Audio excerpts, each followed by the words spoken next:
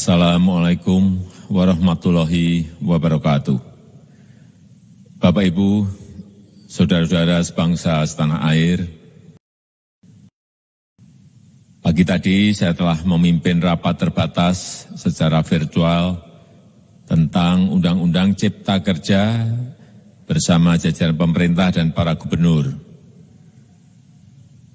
Dalam undang-undang tersebut terdapat 11 klaster yang secara umum bertujuan untuk melakukan reformasi struktural dan mempercepat transformasi ekonomi.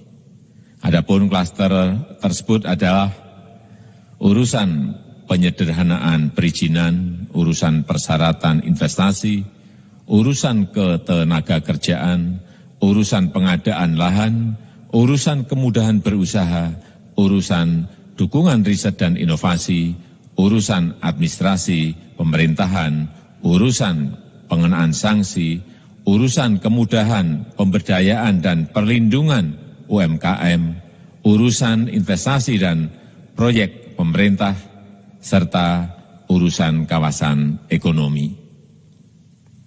Dalam rapat terbatas tersebut, saya tegaskan mengapa kita membutuhkan Undang-Undang Cipta Kerja.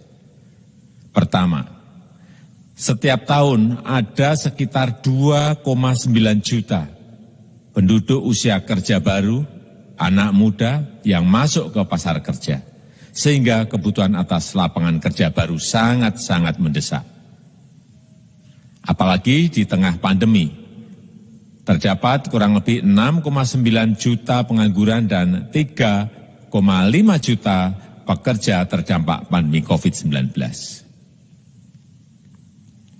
Dan sebanyak 87% dari total penduduk bekerja memiliki tingkat pendidikan setingkat SMA ke bawah, di mana 39% berpendidikan sekolah dasar. Sehingga perlu mendorong penciptaan lapangan kerja baru, khususnya di sektor padat karya. Jadi, Undang-Undang Cipta Kerja bertujuan untuk menyediakan lapangan kerja sebanyak-banyaknya bagi para pencari kerja serta para pengangguran. Kedua, dengan Undang-Undang Cipta Kerja akan memudahkan masyarakat, khususnya usaha mikro kecil, untuk membuka usaha baru. Regulasi yang tumpang tindih dan prosedur yang rumit dipangkas. Perizinan usaha untuk usaha mikro kecil UMK tidak diperlukan lagi, hanya pendaftaran saja. Sangat simpel. Pembentukan PT atau perseroan terbatas juga dipermudah. Tidak ada lagi pembatasan modal minimum. Pembentukan koperasi juga dipermudah. Jumlahnya hanya 9 orang saja. Koperasi sudah bisa dibentuk. Kita harapkan akan semakin banyak koperasi-koperasi di tanah air. UMK, usaha mikro kecil yang bergerak di sektor makanan dan minuman. Sertifikasi halalnya dibiayai pemerintah. Artinya gratis. Izin kapal nelayan penangkap ikan misalnya, hanya ke unit kerja Kementerian KKP saja. Kalau sebelumnya harus mengajukan ke Kementerian KKP, Kementerian Perhubungan, dan instansi-instansi yang lain. Sekarang ini cukup dari unit di Kementerian KKP saja. Ketiga, Undang-Undang Cipta Kerja ini akan mendukung upaya pencegahan dan pemberantasan korupsi. Ini jelas karena dengan menyederhanakan, dengan memotong, dengan mengintegrasikan ke dalam sistem perizinan secara elektronik, maka pungutan liar, pungli dapat dihilangkan. Namun, saya melihat adanya unjuk rasa penolakan Undang-Undang Cipta Kerja yang pada dasarnya dilatar belakangi oleh disinformasi mengenai substansi dari undang-undang ini dan hoax di media sosial. Saya ambil contoh, ada informasi yang menyebut tentang penghapusan UMP, upah minimum provinsi, UMK, upah minimum kota kabupaten, UMSP, upah minimum sektoral provinsi. Hal ini tidak benar, karena faktanya upah minimum regional, UMR, tetap ada. Ada juga yang menyebutkan bahwa upah minimum dihitung per jam. Ini juga tidak benar. Tidak ada perubahan dengan sistem yang sekarang. Upah bisa dihitung berdasarkan waktu dan berdasarkan hasil. Kemudian adanya kabar yang menyebutkan bahwa semua cuti sakit, cuti kawinan, cuti khitanan, cuti baptis, cuti kematian, cuti melahirkan, dihapuskan. Dan tidak ada kompensasinya. Saya tegaskan juga ini tidak benar. Hak cuti tetap ada dan dijamin. Kemudian apakah perusahaan bisa mem-PHK kapanpun secara sepihak? Ini juga tidak benar. Yang benar, perusahaan tidak bisa mem-PHK secara sepihak. Kemudian juga pertanyaan mengenai benarkah jaminan sosial dan kesejahteraan lainnya hilang. Yang benar, jaminan sosial tetap ada. Yang juga sering diberitakan tidak benar adalah mengenai dihapusnya AMDAL, analisis mengenai tabungan. Itu juga tidak benar. AMDAL tetap ada. Bagi industri besar harus studi AMDAL yang ketat. Tetapi bagi UMKM lebih ditekankan pada pendampingan dan pengawasan. Ada juga berita mengenai Undang-Undang Cipta Kerja ini mendorong komersialisasi pendidikan. Ini juga tidak benar. Karena yang diatur hanyalah pendidikan formal di kawasan ekonomi khusus, di KEK. Sedangkan perizinan pendidikan tidak diatur di dalam Undang-Undang Cipta Kerja ini. Apalagi perizinan untuk pendidikan di pondok pesantren. Itu tidak diatur sama sekali dalam Undang-Undang Cipta Kerja ini. Dan aturannya yang selama ini ada tetap berlaku. Kemudian diberitakan bahwa keberadaan bank tanah. Bank tanah ini diperlukan untuk menjamin kepentingan umum, kepentingan sosial, kepentingan pembangunan nasional, pemerataan ekonomi, dan konsolidasi lahan serta reforma agraria. Ini sangat penting untuk menjamin akses masyarakat terhadap kepemilikan tanah, kepemilikan lahan. Dan kita selama ini tidak memiliki bank tanah. Saya tegaskan juga bahwa Undang-Undang Cipta Kerja ini tidak melakukan resentralisasi kewenangan dari pemerintah daerah ke pemerintah pusat. Tidak ada.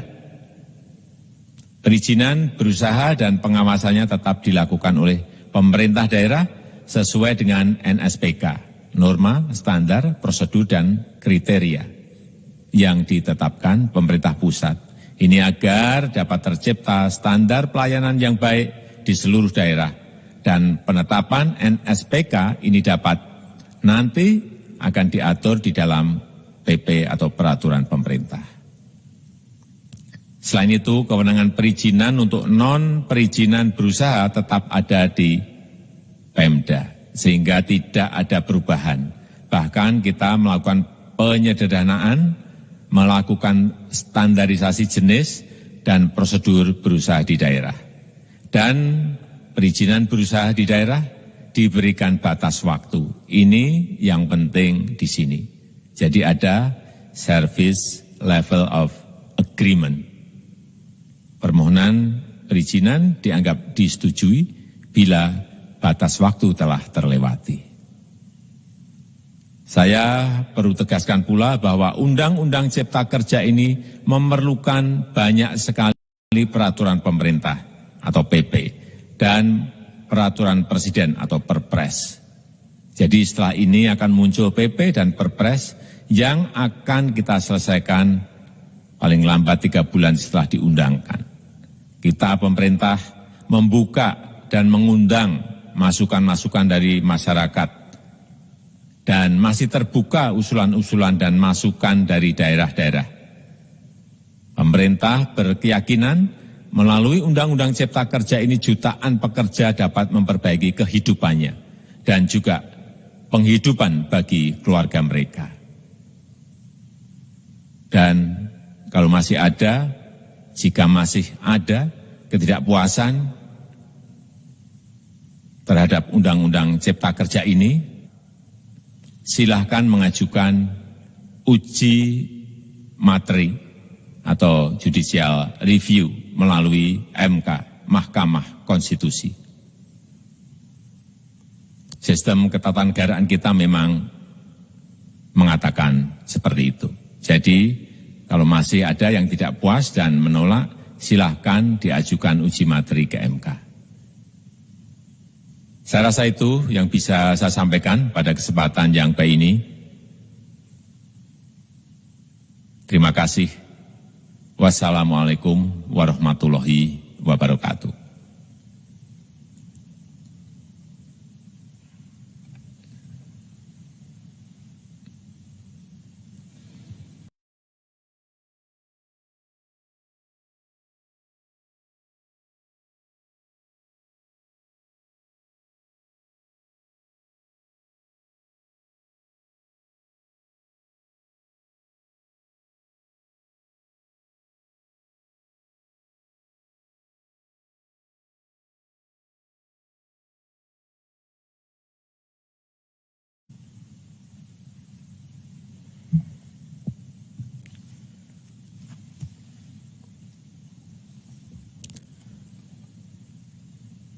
Assalamualaikum warahmatullahi wabarakatuh.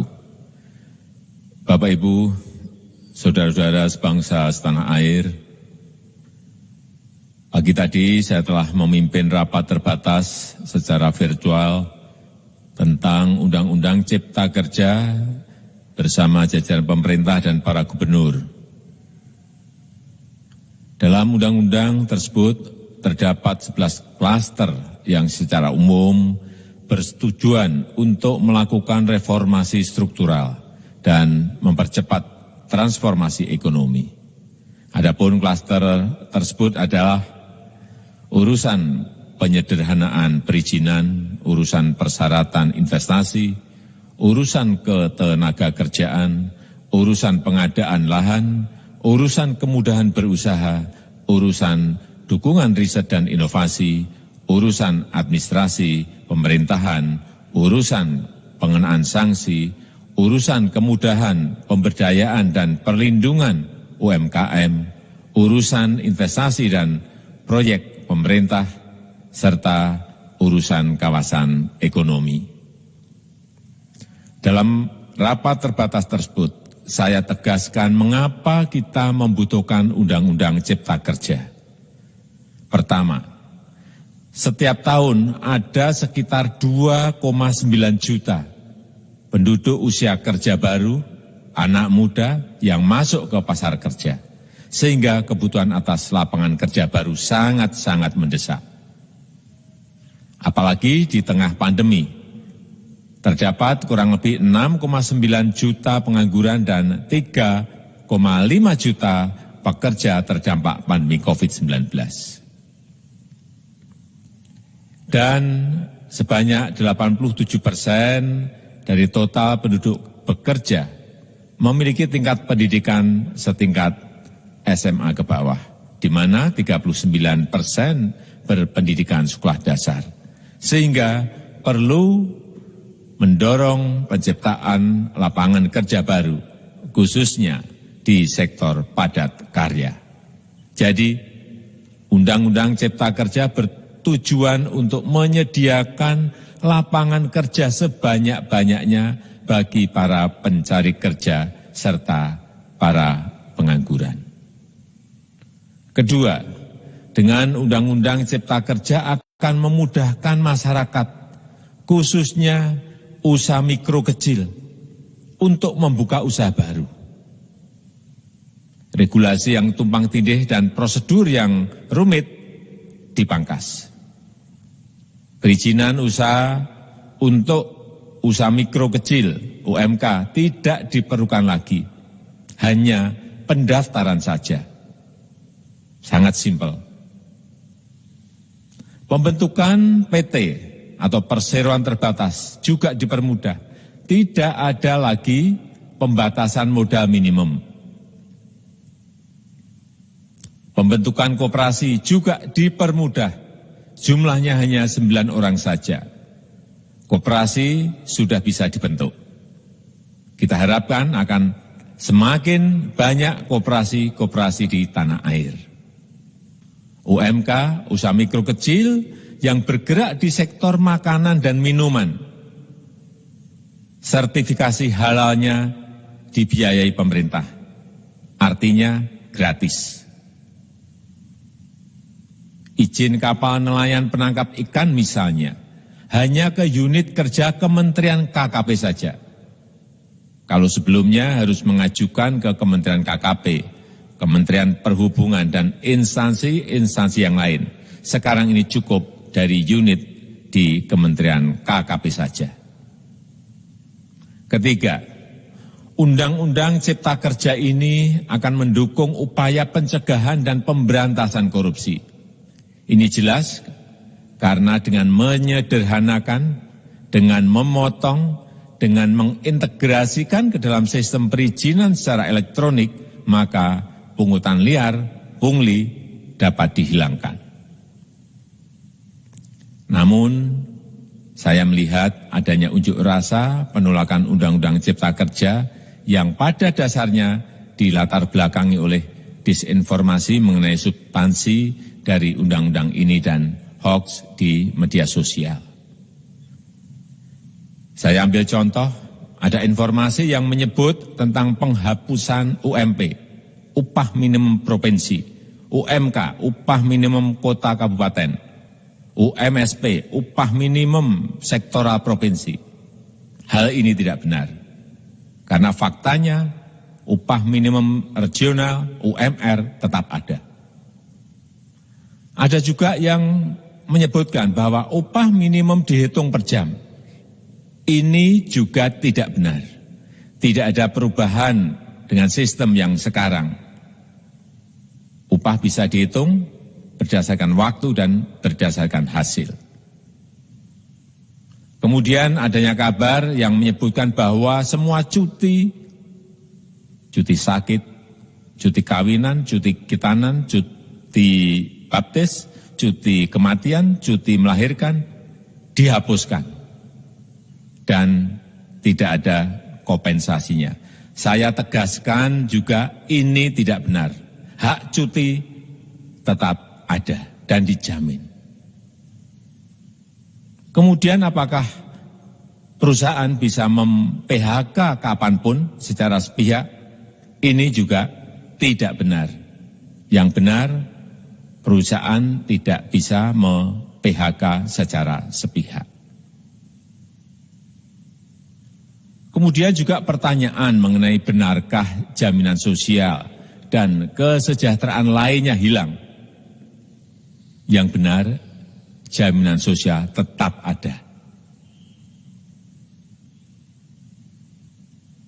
Yang juga sering diberitakan tidak benar adalah mengenai dihapusnya AMDAL, analisis mengenai dampak lingkungan. Itu juga tidak benar. AMDAL tetap ada. Bagi industri besar harus studi AMDAL yang ketat. Tetapi bagi UMKM lebih ditekankan pada pendampingan dan pengawasan. Ada juga berita mengenai Undang-Undang Cipta Kerja ini mendorong komersialisasi pendidikan. Ini juga tidak benar. Karena yang diatur hanyalah pendidikan formal, di kawasan ekonomi khusus, di KEK. Sedangkan perizinan pendidikan tidak diatur di dalam Undang-Undang Cipta Kerja ini. Apalagi perizinan untuk pendidikan di pondok pesantren. Itu tidak diatur sama sekali dalam Undang-Undang Cipta Kerja ini. Dan aturannya yang selama ini ada tetap berlaku. Kemudian diberitakan bahwa keberadaan bank tanah. Bank tanah ini diperlukan untuk menjamin kepentingan umum, kepentingan sosial, kepentingan pembangunan nasional, pemerataan ekonomi dan konsolidasi lahan serta reforma agraria. Ini sangat penting untuk menjamin akses masyarakat terhadap kepemilikan tanah, kepemilikan lahan. Dan kita selama ini tidak memiliki bank tanah. Saya tegaskan juga bahwa Undang-Undang Cipta Kerja ini tidak melakukan resentralisasi kewenangan dari pemerintah daerah ke pemerintah pusat. Tidak ada. Perizinan berusaha dan pengawasannya tetap dilakukan oleh pemerintah daerah sesuai dengan NSPK, norma, standar, prosedur, dan kriteria yang ditetapkan pemerintah pusat. Ini agar dapat tercipta standar pelayanan yang baik di seluruh daerah. Dan penetapan NSPK ini dapat nanti akan diatur di dalam PP atau peraturan pemerintah. Selain itu, kewenangan perizinan untuk non-perizinan berusaha tetap ada di Pemda, sehingga tidak ada perubahan. Bahkan kita melakukan penyederhanaan, melakukan standarisasi jenis dan prosedur berusaha di daerah. Dan perizinan berusaha di daerah diberikan batas waktu. Ini yang penting di sini. Jadi ada service level of agreement. Permohonan perizinan dianggap disetujui bila batas waktu telah terlewati. Saya perlu tegaskan pula bahwa Undang-Undang Cipta Kerja ini memerlukan banyak sekali peraturan pemerintah atau PP dan peraturan presiden atau Perpres. Jadi setelah ini akan muncul PP dan Perpres yang akan kita selesaikan paling lambat 3 bulan setelah diundangkan. Kita pemerintah membuka dan mengundang masukan-masukan dari masyarakat. Dan masih terbuka usulan-usulan dan masukan dari daerah-daerah. Pemerintah berkeyakinan melalui Undang-Undang Cipta Kerja ini jutaan pekerja dapat memperbaiki kehidupannya dan juga penghidupan bagi keluarga mereka. Dan kalau masih ada, jika masih ada ketidakpuasan terhadap Undang-Undang Cipta Kerja ini, silahkan mengajukan uji materi atau judicial review melalui MK, Mahkamah Konstitusi. Sistem ketatanegaraan kita memang mengatakan seperti itu. Jadi, kalau masih ada yang tidak puas dan menolak, silahkan diajukan uji materi ke MK. Saya rasa itu yang bisa saya sampaikan pada kesempatan yang baik ini. Terima kasih. Wassalamualaikum warahmatullahi wabarakatuh.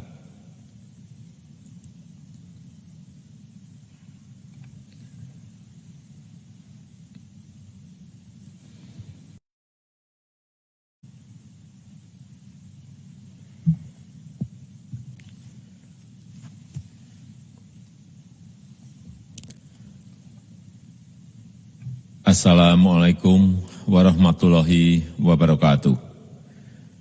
Bapak, Ibu, saudara-saudara sebangsa setanah air, pagi tadi saya telah memimpin rapat terbatas secara virtual tentang Undang-Undang Cipta Kerja bersama jajaran pemerintah dan para gubernur. Dalam undang-undang tersebut terdapat 11 klaster yang secara umum bersetujuan untuk melakukan reformasi struktural dan mempercepat transformasi ekonomi. Adapun klaster tersebut adalah urusan penyederhanaan perizinan, urusan persyaratan investasi, urusan ketenaga kerjaan, urusan pengadaan lahan, urusan kemudahan berusaha, urusan dukungan riset dan inovasi, urusan administrasi pemerintahan, urusan pengenaan sanksi, urusan kemudahan pemberdayaan dan perlindungan UMKM, urusan investasi dan proyek pemerintah, serta urusan kawasan ekonomi. Dalam rapat terbatas tersebut, saya tegaskan mengapa kita membutuhkan Undang-Undang Cipta Kerja. Pertama, setiap tahun ada sekitar 2,9 juta penduduk usia kerja baru, anak muda yang masuk ke pasar kerja, sehingga kebutuhan atas lapangan kerja baru sangat-sangat mendesak. Apalagi di tengah pandemi, terdapat kurang lebih 6,9 juta pengangguran dan 3,5 juta pekerja terdampak pandemi COVID-19. Dan sebanyak 87% dari total penduduk bekerja memiliki tingkat pendidikan setingkat SMA ke bawah, di mana 39% berpendidikan sekolah dasar. Sehingga perlu mendorong penciptaan lapangan kerja baru, khususnya di sektor padat karya.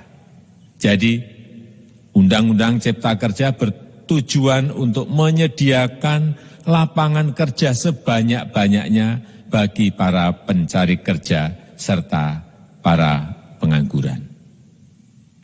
Kedua, dengan Undang-Undang Cipta Kerja akan memudahkan masyarakat, khususnya usaha mikro kecil, untuk membuka usaha baru. Regulasi yang tumpang tindih dan prosedur yang rumit dipangkas. Perizinan usaha untuk usaha mikro kecil, UMK, tidak diperlukan lagi. Hanya pendaftaran saja. Sangat simpel. Pembentukan PT atau perseroan terbatas juga dipermudah. Tidak ada lagi pembatasan modal minimum. Pembentukan koperasi juga dipermudah. Jumlahnya hanya 9 orang saja. Koperasi sudah bisa dibentuk. Kita harapkan akan semakin banyak koperasi-koperasi di tanah air. UMK, usaha mikro kecil yang bergerak di sektor makanan dan minuman.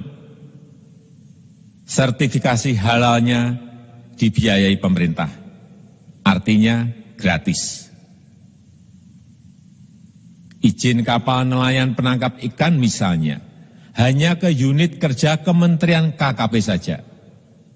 Kalau sebelumnya harus mengajukan ke Kementerian KKP, Kementerian Perhubungan, dan instansi-instansi yang lain. Sekarang ini cukup dari unit di Kementerian KKP saja. Ketiga, Undang-Undang Cipta Kerja ini akan mendukung upaya pencegahan dan pemberantasan korupsi. Ini jelas karena dengan menyederhanakan, dengan memotong, dengan mengintegrasikan ke dalam sistem perizinan secara elektronik, maka pungutan liar, pungli dapat dihilangkan. Namun, saya melihat adanya unjuk rasa penolakan Undang-Undang Cipta Kerja yang pada dasarnya dilatar belakangi oleh disinformasi mengenai substansi dari undang-undang ini dan hoax di media sosial. Saya ambil contoh, ada informasi yang menyebut tentang penghapusan UMP, upah minimum provinsi, UMK, upah minimum kota kabupaten, UMSP, upah minimum sektoral provinsi. Hal ini tidak benar, karena faktanya upah minimum regional, UMR, tetap ada. Ada juga yang menyebutkan bahwa upah minimum dihitung per jam. Ini juga tidak benar. Tidak ada perubahan dengan sistem yang sekarang. Upah bisa dihitung berdasarkan waktu dan berdasarkan hasil. Kemudian adanya kabar yang menyebutkan bahwa semua cuti sakit, cuti kawinan, cuti khitanan, cuti baptis, cuti kematian, cuti melahirkan, dihapuskan. Dan tidak ada kompensasinya. Saya tegaskan juga ini tidak benar. Hak cuti tetap ada dan dijamin. Kemudian apakah perusahaan bisa mem-PHK kapanpun secara sepihak? Ini juga tidak benar.